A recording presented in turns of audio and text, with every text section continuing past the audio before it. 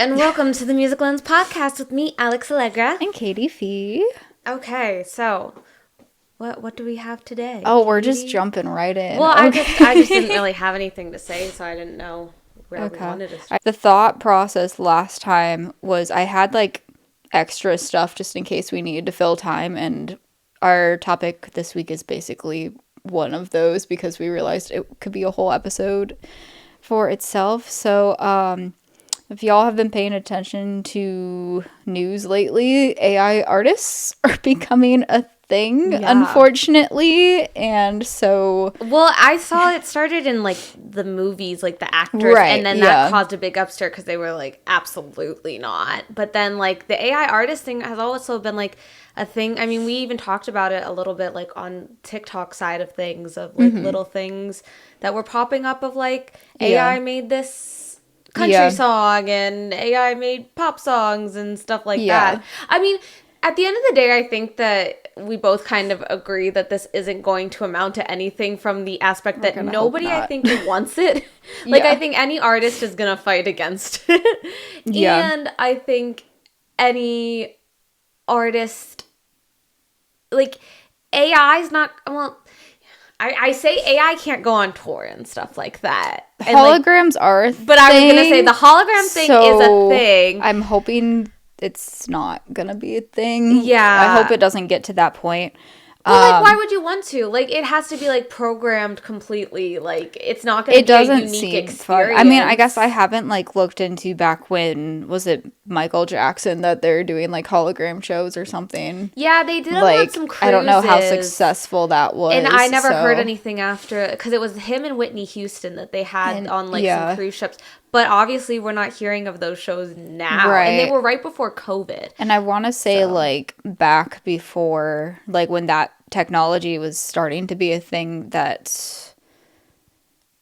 I want to say it was, like, either Jason Aldean having, like, a Kelly Clarkson one for their duet, or Brad Paisley with Carrie Underwood, where there was, like, a hologram for... their Remind Me song. Yeah, but it just in concert, stands in but one that's just place. Like one song and not a whole concert. And it's like, even if that wasn't a thing, you'd still have the concert, and no one's going to see Brad Paisley just to see a Carrie Underwood hologram for when he was doing that. If that was the one, like I said, I can't remember. I just doubt there will be any like viral kind of moments with it. Like the whole point, I think, of concerts and like going is like that whole experience of like the human interaction of it, of like, well, is she going to do something fun? Is it going to be something different? Like, oh, I hope, like, I remember when me and my friends went to go see Harry Styles a while ago, and it was like, you always were like hoping that one concert would be the one that you were there for, that like ended up being the viral TikTok moments of like, he said X, Y, and Z, or he sang this song. Or he like, brought out another One Direction member or something like that. It was always like, I doubt that like, the AI, I mean, maybe eventually it would get to the point where it could move around and do all these dances and stuff like that. But like at the end of the day, is it going to have like that unique personality to be able to switch things up, or will it have to be programmed? That human connection. Like, so yeah. Because I mean, like, although AI is potentially sentient at this point, so who knows? I don't know. It's weird because I really don't listen to Renee Rapp. I just hear stuff through you. But she's just, like, been on my TikTok lately of the, like, fan interaction piece of her concerts. And, like, I don't see an AI or hologram type thing being able to have that in-person interaction with a fan and, like, her pure reactions to the things. Because, like, it's, like, she says... Or the fan's like, how you doing, Nay? And then she says, I've been doing real bad. And then she's supposed to... so fit. And I can guarantee that. That's what the lyrics are. That's what it's supposed to be. But then some fans have, like, said other things. Yeah. And then you get her actual reaction. And I don't know if an AI is going to be able to do that. Yeah, exactly. And I feel like it would just be... If they could program AI to get more, like, fan interactions in some way, it, like... Still, I don't think would feel authentic. No, genuine in the human way. Like the fun part of like Siri and Alexa and all that stuff when they first came out was people were trying to like stump them and like get them to say stupid stuff, and it only worked to a degree. Like, and it was like a short-lived thing because like then at that point you knew what it was gonna say. Like it didn't change. Yeah. So, and I get AI is more advanced than those computer programs, I guess. But like also. I just like I think if anything it might be a little fad, but then we're gonna go right back to wanting that human interaction. Like no one's gonna want to just support. Also, the other day I saw I think Whiskey Row had posted what the Billboard charts would look like if AI took over. Oh yeah, they did like but they like asked ChatGPT to like make a thing of like what the names would be and stuff, and I was like, what the? And it's all like. Ice cold beer and trucks on the lakes. And well, the names were just like based off of actual artists too. So like it was like what Loretta Lynx or something and something Malone and all that. So it was just dumb. I was like, there's no way it's going to get to the point where every single one is an AI artist. Yeah. The first AI artist that I saw for like music, is not the first one in existence, but just the one that I was starting to see articles pop up last week when I was looking, is called Breaking Rust, and he's a country. It's a country artist. It has a male safe male images, so I guess probably pronouns he, him. It doesn't have a say, but well, yeah, but like. Whoever's creating them has like a masculine image for the artist. That's what I'm saying. So I basically just found a couple articles. One's specifically about Breaking Rust, and then the other is like talking about other artists that have debuted on Billboard charts. This one is a Whiskey Riff article titled "An AI-generated country song is topping a Billboard chart, and that should infuriate us all," which I agree. Well, and the other thing about it is it's not like it's on radio. It's not like it's being put into my, like, any, like, I listen to Tidal, and, like, it's not in any of my playlists or anything like that. So how it is accumulating all these streams and stuff, it just feels, like, very bot farmy. It doesn't feel like it is anything other than that. Like, it did something with the algorithm, so. I don't know if the article has it, so I'm going to pull it up quick. Because the first song that came out was, like, October or something. And on Spotify, they have 2.6 million, almost 2.7 million monthly listeners. Yeah. And it's just like, obviously, it's very hard for like a first song that you release on any platform to do stuff if you're completely independent and not having label backing because the algorithm doesn't know you yet. Well, so not even crazy. That, but if you're not on it's social medias and other like platforms promoting the heck out of this song and stuff like that. Graham, they have almost 50,000 followers, but it's very like you could tell that it's like the AI generated like promo videos of just like a generic cowboy looking background thing. Yeah. Where they have like the lyrics just like one word at a time in the middle. That's not. Which I think it was all fun and games when we talked about it before of like the just like random country songs generated because that was just for TikToks. That was for entertainment in the way of like making fun of it. But that's what I'm saying. It goes back to like the whole let's make AI do stupid stuff and then like move on from it. And it didn't last long. It's not like we're still like relying on it or anything like that. So yeah. Versus like I think one of the articles mentions like comparing the other AI artists. Like some of them do say on their social media that it is an AI artist. This one just says outlaw country soul music for us. Stream all songs, link in bio. So that sounds very. I think they're like legally have to disclose like that kind of stuff. Like I feel like there have been laws about. I know on TikTok especially, you have to say if it's AI created. Yeah. Did we have a post for Newswise about the Tennessee laws that they were trying to enact or did enact with the AI, like trying to protect against like deep fakes and stuff? Oh, I don't know. Okay.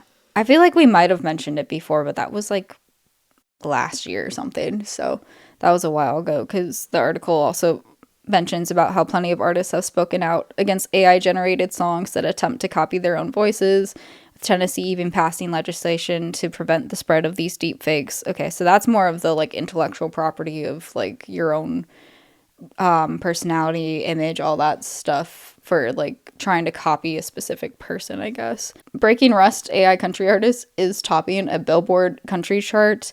The number one song on this week being, it says November 8th, so like last week or the week before or something like that. Billboard country digital song sales chart. Number one song, Walk My Walk, by artist called Breaking Rust. And you may have never heard of him because he's not a real artist. The song is credited to someone named Abarir Rivaldo Taylor, who is also behind an artist called Def Beats AI, DEF Beat like music AI, which posts some pretty raunchy AI generated songs. I have not looked into that, but okay. Oh, that's where it was that I saw that. So that one discloses that the songs are AI generated on their Instagram, but then Breaking Rust just doesn't even disclose that it's AI. And it's crazy that Billboard has them on the charts and why that's like allowed even. Yeah. But I will say that I saw a TikTok of Bobby Bones talking about it, and he's like, it's not a chart that matters because it's the digital sales chart, and we're in a streaming world, and so it's number one, but that's not for like streaming and stuff like that. Right. But still, the songs are getting billions of streams, and or not billions, millions of streams, and so I feel like it's possible that they might chart on those things as well if it keeps going in the direction, but I don't know how they're real streams, because I don't see anyone listening to this stuff unless they are like seeing these articles about an AI artist and are curious. But, well, should we listen to it? I mean, I don't know if we can listen to it on the podcast. Well, I'll cut it, but like... Okay, I listened with very open ears. Honestly, it sounds impressive. Yeah. I wasn't expecting how great it doesn't sound like AI. I could honestly hear somebody on the country market having a song like this very easily. Don't want to support an AI artist. I don't want to support it either, but honestly, it was impressive. It's at 4.4 million right now. The thing is like, if it was just an artist not wanting to have the like forefront facing persona thing, like if like a Orville Peck, where it's like a mask on, but like if it was an AI presenting figure, but he still the voice, sang and wrote and did all of that stuff behind the scenes, that would be a very different story. I don't like that all he has to do is like type into ChatGPT essentially like, oh, here, write me a song, and we're getting that, because it's definitely a big improvement from what AI was doing when it first started out. So it's like, that's a little concerning, and it shouldn't be supported because that's not okay. Like, you're not doing the hard work that actual songwriters go into, and like even if it is a cheesy song, I mean, at least people like sit down and try to create something that well, hopefully they're trying to create something that's not just cheesy for hits of sorts, because I hate when people do that, but like sometimes you write a song just to write a fun song, like Red Solo Cup. People are like, oh, that's so stupid, but it's like, it was a big hit because it was fun. Also, at the time, it wasn't like, it's fun, and honestly, it is a unique take enough that it's like you can hear when a song just feels like you just want, like, use the most generic words, and like we're trying to sound like somebody else, but that song was already written, so tweaked it a little bit. The Red Solo Cup's actually very stuff, unique and there's clever. Like, it's not just like basic rhymes either. There's like some thought that had to go into the rhyme scheme and all that. See, and that's when things work. Like, and I just, anyways, that's my growth with being generic and stuff is like, and my mom's like, yeah, but generic sells, and I'm like, I get that, but also like, I don't listen to stuff that sounds too generic. Like, I want something different. Like, looking at like where on the profile you could go to Discovered On and see all the playlists. The only Spotify playlist that it's on is like Viral 50, where it's like the top 50 for, there's Global, USA, Sweden, etc.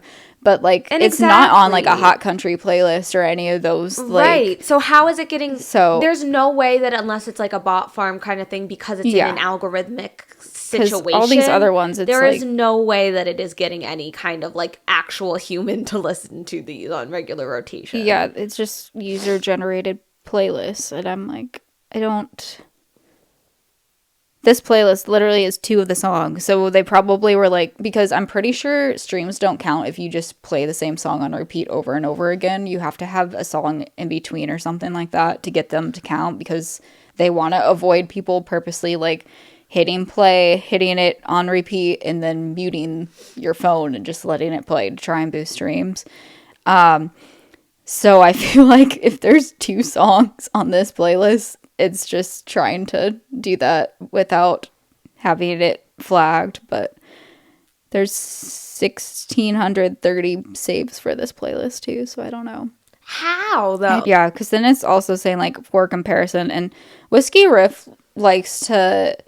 They're not necessarily just, like, mainstream country. I feel like they are looking at other, like, subgenres of country and stuff, so I personally don't know these artists, but they did a comparison of Colby Acuff, quote, an actual artist who puts his heart and soul into his life's work and just released an incredible album last month, has just over 1 million monthly listeners.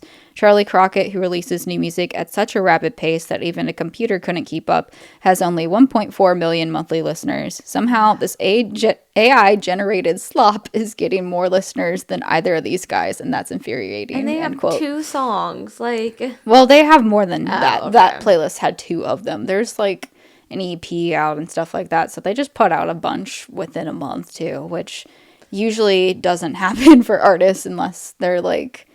trying to mass produce stuff. I don't know. But the other thing is Spotify really is trying to make it like a Instagram of sorts, where you like, they want you to use it that often. Right. And they if want you like use it monthly like releases and stuff. Then it gets up there. But again, it's also just like any person doesn't have I mean, it takes time and money. And it's also like, you don't want to just release everything all at once. Right. Yeah. Like, unless like there's a purpose behind it. Like, if you're someone who can produce your own music, that cuts down on spending, but then you need to still probably have a marketing budget to really get it anywhere. So even if you're just putting out a bunch of songs and didn't have to pay for production, like, they're probably not going to be that successful without spending a little money on the marketing end exactly. of it. I was like, and that's why it's just like, how on earth? Because even if you were somebody, and we've known people that do like a monthly thing like for a whole year, and they release a single every single month, and they still weren't cracking that much. I mean, definitely she had some success, but like not like it didn't break her through to like mainstream popularity, right? Like, and some of that is just luck of the draw of people listening and stuff, but also like, if anyone was gonna do it, some of the people that we've seen do it should have definitely been those people. So yeah. They also point out in the article about, like, computers have had a place in music for a long time, with, like, EDM music's largely created with computers, but that still is an actual artist, actual talent, taking the time to mix and create the music. Right. So that's very different from just, like, this stuff going on. And also, I don't get why Billboard is, like... even putting these, I feel like there should be some qualification thing now, given that this is a thing where maybe AI artists shouldn't be allowed to I feel like it should be when you upload it on like a DistroKid or whatever platform you're using to upload things, where it says like, do you use any samples or anything like that? It should be, is this AI created? Because also things like that, it definitely like scans for like, how is the algorithm going to listen to this? So it's like, if Spotify thinks that, but again, it's not even on that many playlists. So like, it just baffles me, because like normally that means like it'll get sent to playlisting. But given that it's on the digital sales, that means people are buying the song, or like, how are bots buying the song? Does that make sense?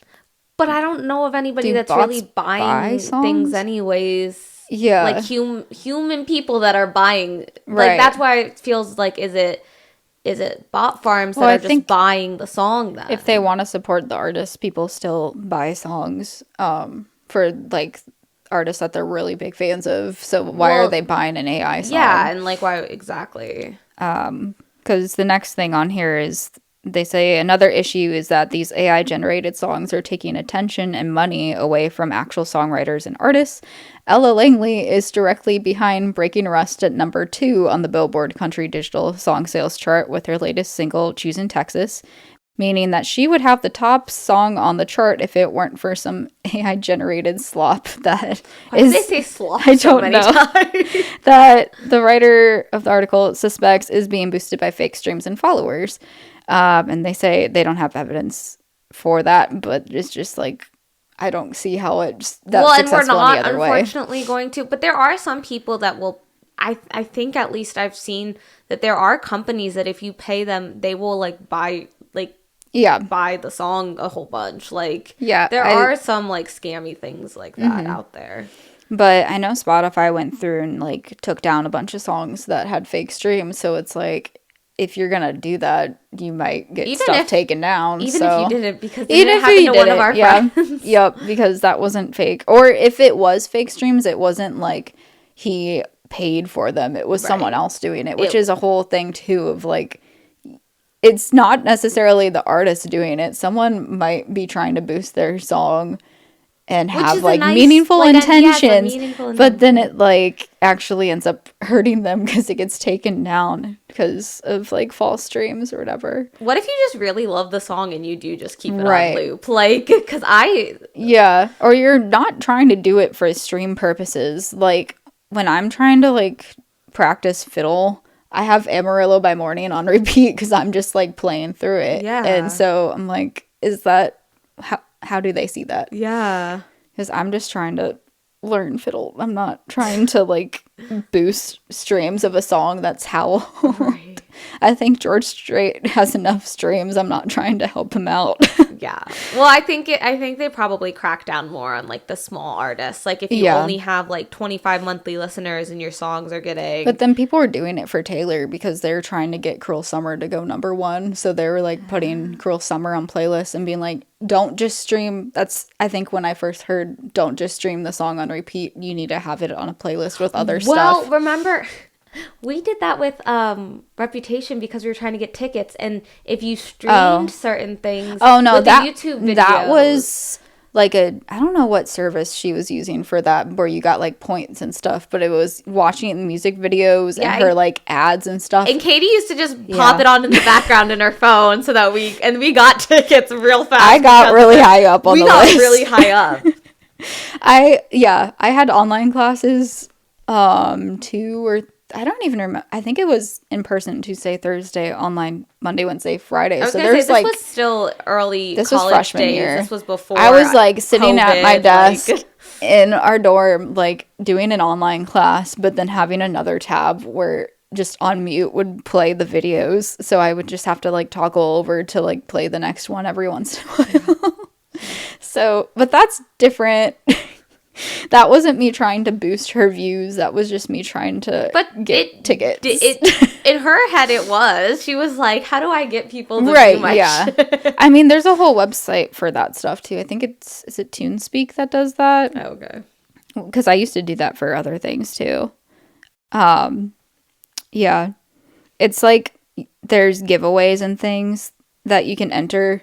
Oh. And it's basically by doing different things you can enter, so like watching videos and following and all that. TuneSpeak. Interesting. I did it in high school a lot for things. Right now there's like Barry Manilow Win a Flyaway to Las Vegas to see, pointing out it's not just a country music thing. This is like Billboard has identified at least 6 AI or AI assisted artists who have charted in the past few months, and even they admit that number could be higher because it's so difficult to spot AI songs these days. Because again, I think we need laws where you have to mark if it's AI or not. Oh, right. And maybe even to the point of, because I could see using AI to help with production a little bit, like on like like programming drums, for example, but not, I don't like the idea of the entire thing being AI. So like maybe have it where you can specify what extent you're using it, and then maybe it's like if it's only a little bit, then it's not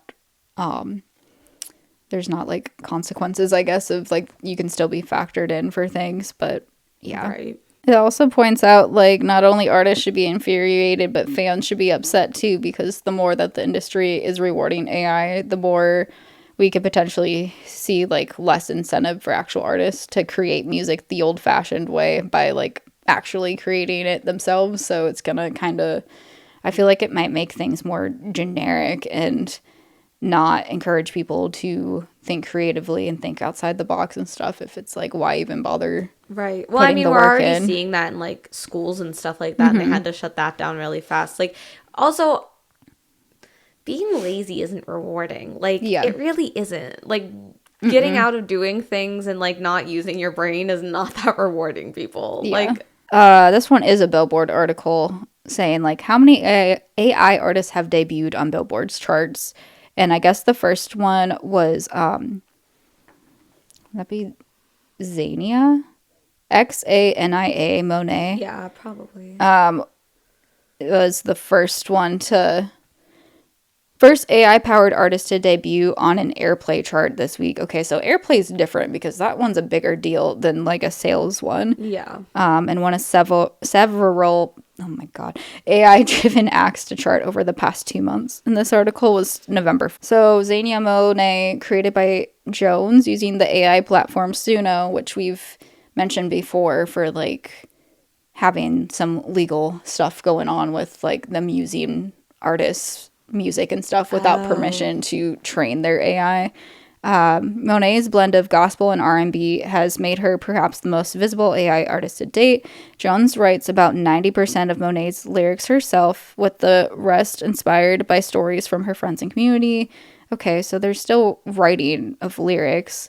See, but like I get those kinds of people because maybe they just don't want to be a front for like their work. Yeah, is like a combination of that, and I can get more behind that. I mean, it's still like kind of sucks from an aspect of like I just don't want music to like completely like dissipate. The other thing with it is like you can use all of this stuff and then like it's just like there is no like talking about there's no future of music. If this is all we're gonna get, like it's gonna stop at some point. Like it's not gonna think to like, oh, what's next for like the next wave of music. Like I was saying, like this stuff sounds like it could be on the radio now and stuff, yes. But now, like I don't think we're gonna be in the same spot, and who's gonna create that? The human brains are gonna connect like what's next. Like I don't think that AI is gonna be the one to like think, okay, this is where we're going next in music. Like no. Yeah. Okay. I scrolled back up because I was like, it's saying Jones, and usually if it's like a last name in an article, you know, it's like they did say the full thing earlier. So I just thought it was a cool stage name for them. More context. So Xania Monet is created by an artist with an animated avatar, created by Mississippi-based songwriter Talisha Nikki Jones. And Jones writes the lyrics and has used Suno along with help from some other humans to create the songs. So that's a little more context of who this Jones is. But Monet has charted on Hot Gospel Songs, Hot R&B Songs, Adult R&B Airplay, and Emerging Artists, among other charts. Her catalog has amassed 44.4 million official U.S. streams. And earlier this month, Billboard estimated 5 of her songs have generated $52,000 in just over 2 months. Yeah. Which, knowing how streaming is, and it's just like fractions of pennies per streams, that's a lot of money. Yeah. Meaning that's crazy. Unbound Music, the AI-assisted project by songwriter Terrence Ledoux, debuted number 47 on Emerging Artists chart dated October 11th, powered by You Got This. The song reached number 10 on Rock Digital Song Sales that week with 1,000 downloads sold. Okay. That's interesting. You only need 1,000 downloads to hit number 10 on Rock Digital Song Sales. The bio for Unbound states that its releases combine human creativity with artificial intelligence with varying degrees of AI involvement. Its catalog has earned 5.5 million official streams. I like that they mentioned official streams. So I guess they are verifying which ones are legit. Yeah. Enly, maybe Enlly.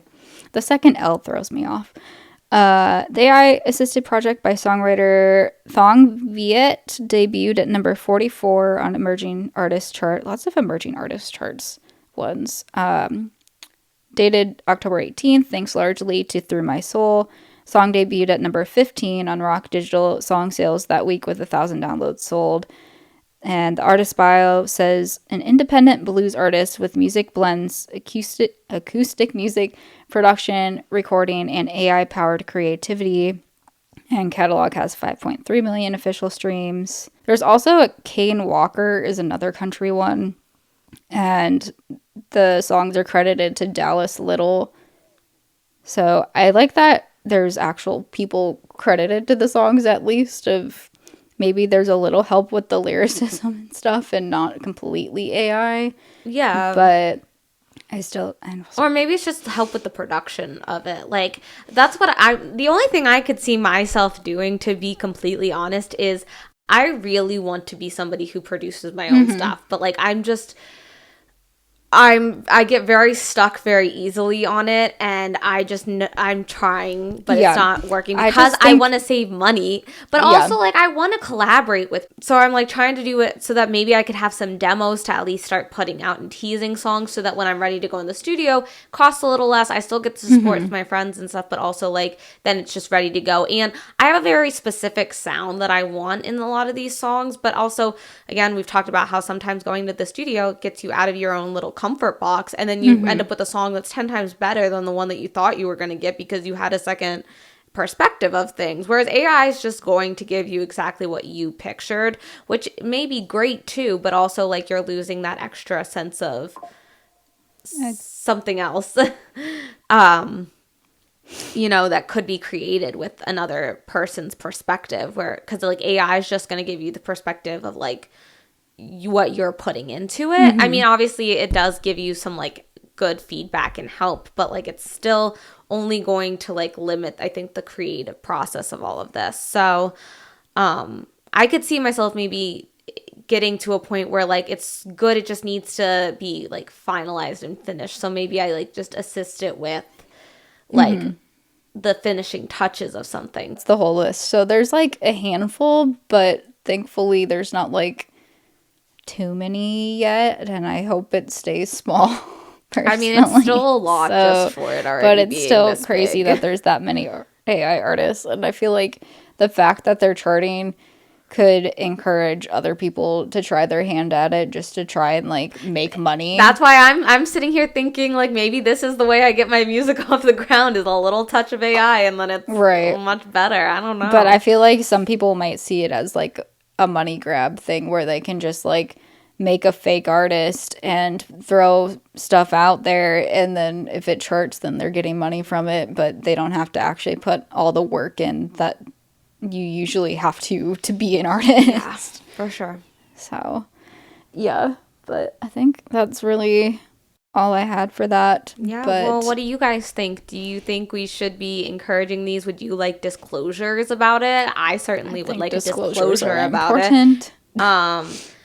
And yeah, do you think it's a fad? Do you think it'll keep going and be 10 times bigger than we're even guessing, even like 10 years down the line? Or will it just be a moment in time that this is what we did and it'll keep coming and going but never be as big as a real person? Let us know. Yeah.